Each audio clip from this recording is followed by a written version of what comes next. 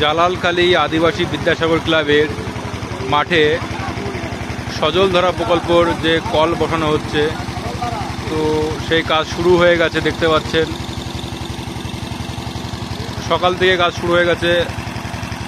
এখানে শ্রমিকরা কাজ করা শুরু করে দিয়েছে অলরেডি। দেখতে পাচ্ছেন কীভাবে কাজ করছে, দেখুন।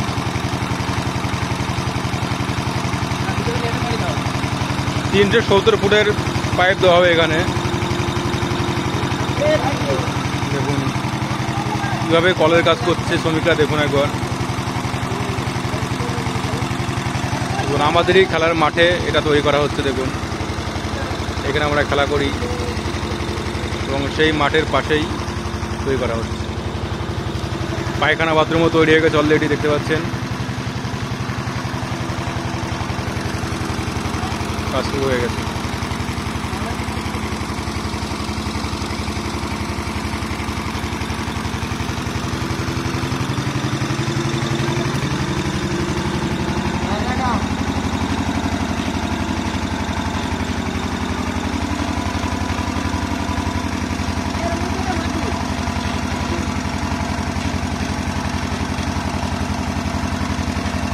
দীপঙ্করের বাড়ির পাশেই হচ্ছে। জল তো খুব পাবি নাকি? জল তো সবসময় খাবি মনে হয়। জল তো আর কিনতে হবে না মনে হয় তো নাকি?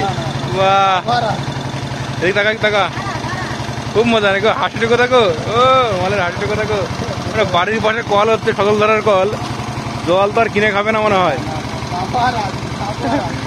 পায়খানা করে চলো মনে নিয়ে যাবে এখান থেকে নাকি?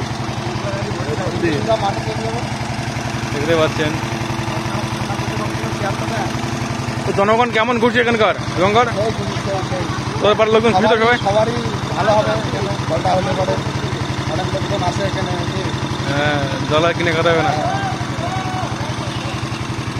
দৌগাছি গ্রাম পঞ্চায়েতের মধ্যেই পড়ে এটি এলাকা। দেখুন সেইখানেই কলটা বসে গেছে। এই কল নিয়ে অনেক ঝামেলা চলছিল, অবশেষে এইখানেই বসলো কলটা। দেখুন এটা সবার সুবিধার্থে করা হয়েছে। এসব মাঠে যেসব ছেলেপেলে খেলতে আসবে এবং আশেপাশের সব লোকজন, পার্শ্ববর্তী সমস্ত এলাকার লোকজন এখানকার জল খেতে পারবে পুরো ফ্রি।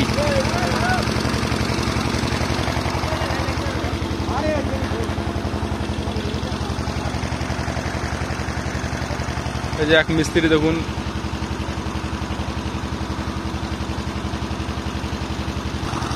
থাকার জন্য টেন্ট করছে, ওখানে ক্যাম্প করছে।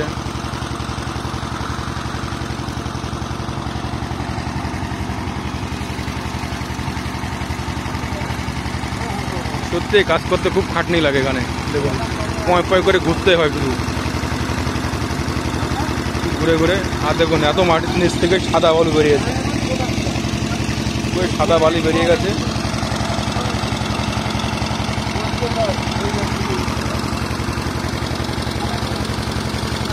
তো ভিডিওটা এখানে শেষ করছি, পরে দেখাবো কল কমপ্লিট হলে। এখনকার মতন এই পর্যন্ত, দেখাবো অন্য কোনো ভিডিওতে।